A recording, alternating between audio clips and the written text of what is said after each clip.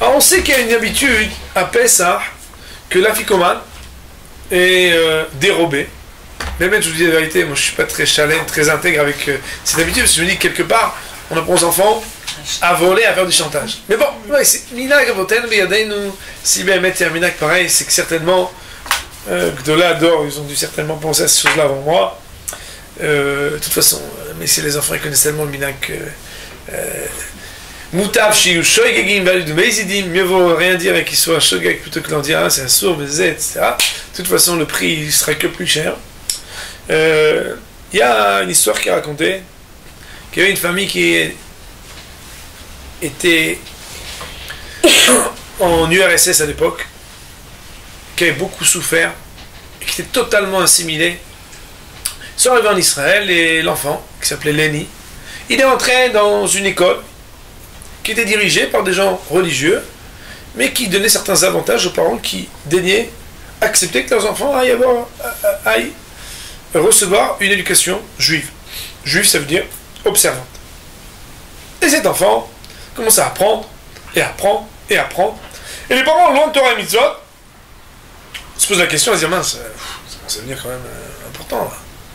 Puis s'il commence à changer des trucs à la maison, c'est bon, il est tellement mignon, et puis bon, pour l'instant, c'est... Et l'enfant, il commence à faire Shabbat. Faire Shabbat, c'est déjà quelque chose. Eux, ils sortent en tioul pendant Shabbat, lui, il reste à la maison, et il dit à ses parents, ça vous dérange? Non, non, il n'y a pas de problème. Mais nous, tu ne casses pas la tête, nous, on doit sortir. Et c'est comme ça que l'enfant, il commence à évoluer, à apprendre, il croit de Shabbat, il commence à apprendre toutes sortes de choses. Et le mois de Pessah arrive, et les parents, ils voient que le petit garçon, il a appris à l'école qu'il faut faire la chambre, et il est en train de faire le petit ménage, très mignon, truc, il range, etc. Il est là. C'est même, tu sais, nous, on va regarder ici, Hametz, on va juste mettre dans un armoire. On peut me donner une armoire, mais je peux pas, moi. Hein. Pas chambouler notre vie, tu sais, nous, on n'est pas des religieux. Et l'enfant, qui dit, mais papa, moi, est-ce que cette année, on aura le droit, vous me permettez qu'on fasse le CDR à la maison? Et puis, les parents, ils se regardent, ils disent, bon, ok. Mais voici, ils ne savaient même pas ce que ça voulait dire. Alors ils ont été avec lui acheter juste du jus de raisin, des matzot, et puis le père, il se dit, ma foi, je ne sais même pas ce que ça veut dire, c'est derme. Donc il se met à table, et puis il dit à son fils, Lenny, c'est toi qui diriges le seder. Puis le petit garçon, il sait pas ce que ça veut dire. C'est vrai qu'il va à l'école juive, mais bon, école un peu religieuse, mais il connaît pas grand-chose. Et puis, c'est pas grave. Prend son courage à deux mains, il dit, bon, j'aime déjà, ils me font ça.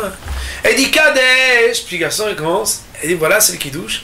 Fait le kidouche, il dit, voilà, il peut boire un fait de choses. Bon, pas très contraignant, tout le monde le fait. Ouchatz. Il va, il se raconte qu'ils ont été salués les mains.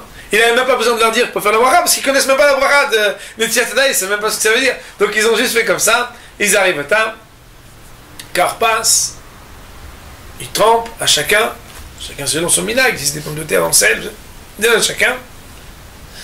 Yachatz, alors là, le petit il explique, il dit normalement il faut prendre la matzah et la couper en deux. Alors, le père il dit, ah ça, je peux faire le maïsé, tu me donnes, et il vient, il coupe en deux, et il dit, mais papa, tu sais que la partie, c'est la partie de la fikoma. Et il lui explique. Fikoma, normalement tu vas le cacher, mais c'est pas sûr que tu le retrouves parce que, vous savez, après, à moi, c'est très marrant, très marrant, vous savez. Donc il cache dans son coussin derrière, qui lui avait été bien préparé par son fils avant le sort du Seder. Et continue, et le petit commence à raconter.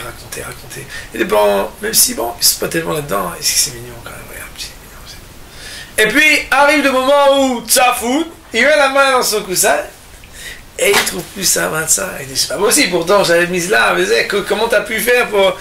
Alors il dit, bon écoute, c'est quoi, qu'est-ce que tu veux? Tu veux un vélo, c'est ça? Qu'on t'achète un vélo? Et il dit, non, pas vraiment. Il dit, bon, tu veux quoi? Une chaîne stéréo? Et il dit, j'ai pensé à ça aussi, c'est pas mal. Et il dit, mais je peux pas vous rendre la ficomane si vous me promettez pas une chose. Ah bon, quoi? Que vous acceptiez de faire Shabbat. Mais comment? Mais de quoi tu parles? C'est pas possible. Je peux pas vous rendre la ficomane si vous acceptez pas de commencer à faire Shabbat. Et les parents, qui s'attendaient à ce que l'enfant il demande toutes sortes de cadeaux, toutes sortes de jeux, toutes sortes de choses, quand ils ont vu que le plus important pour cet enfant, c'était que le cadeau de la ficomane, c'est que papa et maman ils commencent à faire Shabbat, ils ont dit, on accepte ce que tu nous as demandé.